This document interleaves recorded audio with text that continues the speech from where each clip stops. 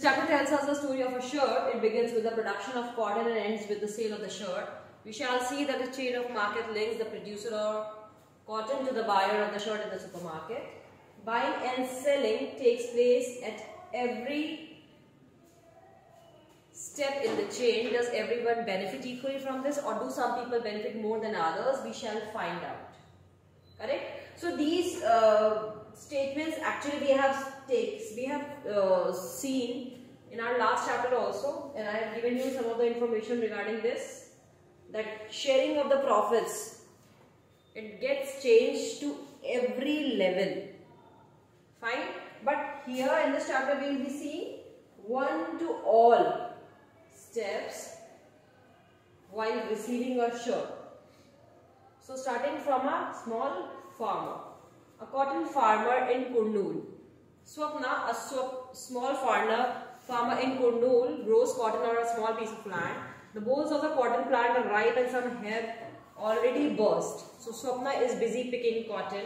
The balls which carry the cotton in them do not burst open all at once, so it takes several days to harvest the cotton. So basically cotton, we are getting it from fields, basically in the south area, because for the cultivation of cotton we need the black soil. So the production of a shirt starts from the fields, lies in the southern part of the region. Fine. So we are talking about a farmer here who is actually waiting for all the crops to get ripe and to get harvested. Clear? So the person we are talking about, the name is Swapna, who is a very small farmer in Kurnool. Kurnool lies in the area of Andhra Pradesh, and every day it is being ripened, and so the balls comes out from that plant and the balls has to be collected and to be picked by the person himself. Once the cotton is collected, instead of selling it at Kurnool cotton market, Swapna and her husband take the harvest to the local trader. At the beginning of the cropping season, Swapna had borrowed rupees 2,500 from the trader at a very high interest rate to buy seeds, fertilizers, pesticides for cultivation. At this time, the local traders made Swapna agree to another condition. He made a promise to sell all her cottons to him. So you may understand that a farmer's life is really difficult, because it is not just about to sow the seeds. Got it? कि उसने बीज खरीद लिया, उसने मिट्टी में लगा दिया. It's not easy, because it's not just one plant. It's a whole field, and for that they need a lot of seeds. To procure those seeds, they need a lot of fertilizers and the manures and so many things. Got it? The equipment they all need.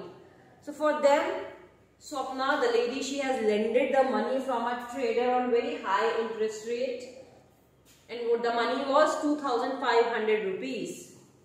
And along with those lended money, she has given a consent to that trader that she will sell all the cotton balls to him. Then only she has got the money along with the interest rate. So you can understand the situation of a farmer. Got it? You need to understand it with the social level. This is not just a chapter to understand the process. This is not science. You need to get socialized along with the emotions as well. So now, cultivation of cotton requires high levels of inputs such as fertilizers and pesticides, and the farmers have to incur heavy expenses on account of these. Most often the small farmers need to borrow money to meet their expenses. So for a very small farmer who actually doesn't have anything with them, they need to get some of the money along with the equipment to produce something so that they can sell those goods and they can get some money or the profit. So here with these paragraphs we have some of the questions on the right side. Did Swapna get a fair price on the cotton? Why did the trader pay Swapna a low price? Where do you think large farmers would sell their cotton? How is their situation different from Swapna? So these questions will be answered when we will be moving ahead. Now let us see the process. At the trader's yard, two of his men weighed the bags of cotton at a price of rupees 1,500 per quintal. The cotton fetches 6,000. The trader deducts 3,000 for the repayment of loan and interest and pays Swapna rupees 3,000. अब आपको ये बात समझ में आ रही है कि यहाँ पे क्या हुआ? यस, 2,500 रुपए उन्होंने उधार दिया था, 500 रुपए उसके इंटरेस्ट लगा दिया, ठीक है, दैट हाई ट्रेडर जो बड़ा व्यापारी था। तो उसने जो कॉटन बॉल्स इनको दिया वो कितनी थी? 1,500 पर क्विंटल, ठीक है, यानी 4 क्विंटल इन्होंने स्वप्ना ने उसे दिया, ठीक है, 4 क्विंटल यानी 1,500 के हिसाब से हो गया उसके 6,000 रुपए। उस 6,000 रुपए में से उसको 3,000 रुपए उसका लोन ले लिया गया, and at the end of the day she got 3,000 rupees only.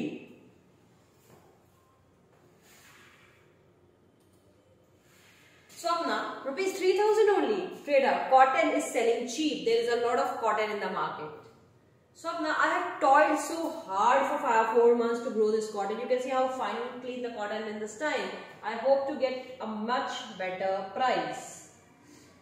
Trader, Amma, I am giving you a good price. Other traders are not even paying this much. You can check at the Kundul market if you do not believe me. Swapna, don't be angry. How can I doubt you? I had only hoped that we would earn enough of the cotton crop to last us as a few months. Though Swapna knows that cotton will sell for at least rupees 1,800 per quintal, she doesn't argue further. The trader is a powerful man in the village and the farmers have to depend on him for loans, not only for cultivation but also to meet their exigencies such as illnesses, children's school fees. Also, there are times in the year when there is no work and no income for the farmer, so borrowing money is the only means of survival. So, can you understand the real situation of a farmer? Yes, ma'am. Everybody, can you all hear me? Yes, ma'am. Yes, ma'am. Yes, ma'am. So, what exactly happened to the farmer? Do let me know. Tell me. Yes, ma'am. What exactly is going on?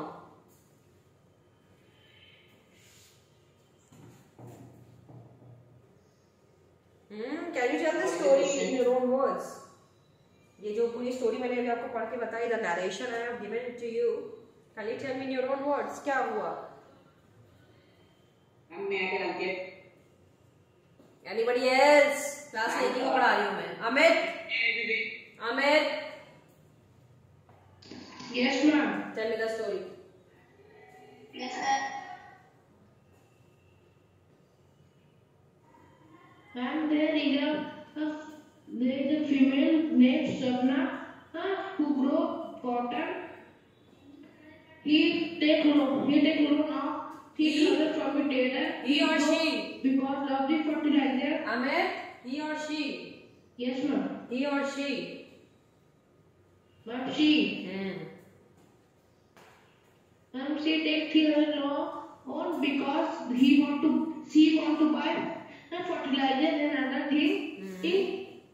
Then he grow the cotton and came to sell to trader. But trader said only I will give you 3,000 rupees. But Swapna says that only 3,000 rupees. If the trader said no, because cotton is very cheap in the market. The trader said, Amma, I am giving you good price. No one giving this much price. That's for cotton. Then Swapna said, don't be angry. I cannot doubt on you. Perfect. And she was even knowing the reality that in the market if she will go, she will get a good price on this. But even though she could not debate just because that man was the only hope for the unfavorable times. He is the only person who is gonna lend money to them when there is no other person to help. Got it? Now, Swapna's earning from the cotton cultivation is barely more than what she might have earned as a wage laborer. Wage laborer यानी दिहाड़ी मजदूर, जिनको हर दिन का पैसा मिलता है. अगर आपके घर में कभी भी रिपेयरिंग काम चल रहा है या कोई ऐसा काम है तो you know that people come for as a wage labor, right? And they get the money for just a single day. Now this was the first example. Now taking this cotton balls to the next step, that is a cloth market of Erode. Erode is the name of a place. Erode's bi-weekly cloth market in Tamil Nadu is one of the largest cloth markets in the world. A large variety of clothes is sold in this market. Cloth that is made by weavers in the village around is also bought here for sale. Around the market are offices of cloth merchants who buy this cloth. Other traders from many South Indian towns also come and purchase cloth in this market. तो तमिलनाडु का ये area है by road, जो कि हफ्ते में 2 दिन चलता है, ठीक है। यहाँ पे जगह जगह से जो सबसे अच्छे वाले कॉटन के कपड़े होते हैं वो यहाँ आते हैं। ये कपड़े कैसे बने? कॉटन बॉल्स गई वीवर्स के पास, यानी बुनकर जो है वो उन्होंने अपने वीविंग मशीन से उन कपड़ों को बुना और उसको एक कपड़ा का डिजाइन दे दिया, ठीक है, कपड़े का शेप दे दिया। फाइन। पहले कॉटन बॉल से यार्न्स बनाए जाते हैं, यानी धागे बनाए जाते हैं, कॉटन के धागे, फिर उन धागों को एक साथ बुन के कपड़ा बनाया जाता है, ठीक है। That is the process. So this place in Tamil Nadu is one of the biggest place where the types of cloth, different types of cloth comes to this area. On market days, you should also find weavers bringing cloth that has been made on order from the merchant. These merchants supply cloth on order to garment manufacturers and exporters around the country. They purchase the yarn and give instructions to the weavers about the kind of cloth that is to be made. In the following example, we can see how this is done. तो यहाँ पे ऐसे भी काम होता है कि जब कपड़े की ज्यादा जरूरत होती है तो they give orders to the weavers, यानी और कपड़े बनाइए और चीजें बनाइए. Then it comes to this market. ये आप देख सकते हैं. You can see the number 1 picture. This is a merchant shop in the bazaar. Over the years, these traders have developed extensive contacts with garments firms around the country from whom they get orders. These traders purchase the yarn from others. ये क्या करते हैं? धागे खरीदते हैं. वो जो cotton balls निकली कॉटन से, वहां से ये धागे बनने चले जाते हैं, तो वो धागे ये लोग खरीदते हैं, उसके बाद ये कपड़े बनाते हैं. Then see the number 2 picture. The weavers live in villages around and take the yarn supplied by these traders to their homes, where the looms are contracted located in sheds adjacent to their houses.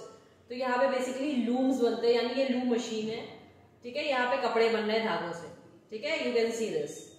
Then we move to the picture number 3. Then they bring back the finished cloth to the traders, where they can be seen getting ready to go for the market. ये क्या करते हैं? सारे कपड़ों की packing करते हैं और ले जाते हैं बड़े व्यापारी के पास, जहां से कपड़े आगे जाते हैं। फिर उन कपड़ों में डिफरेंट तरीके का काम होता है बच्चों।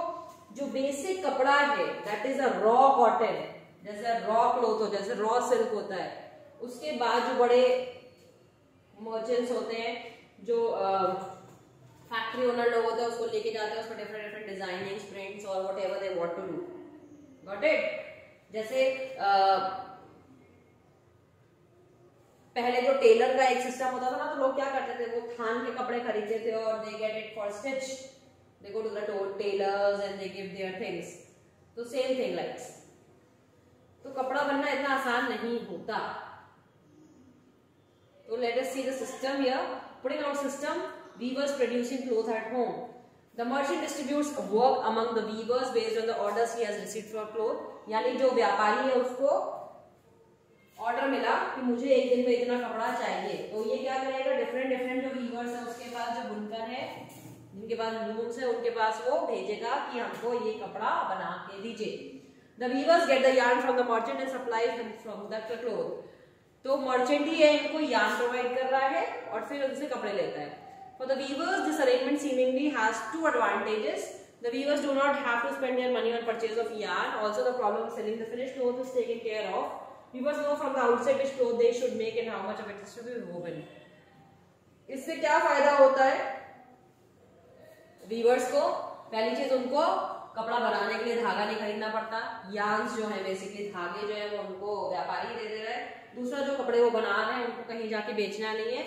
That person himself will be taking all the finished goods.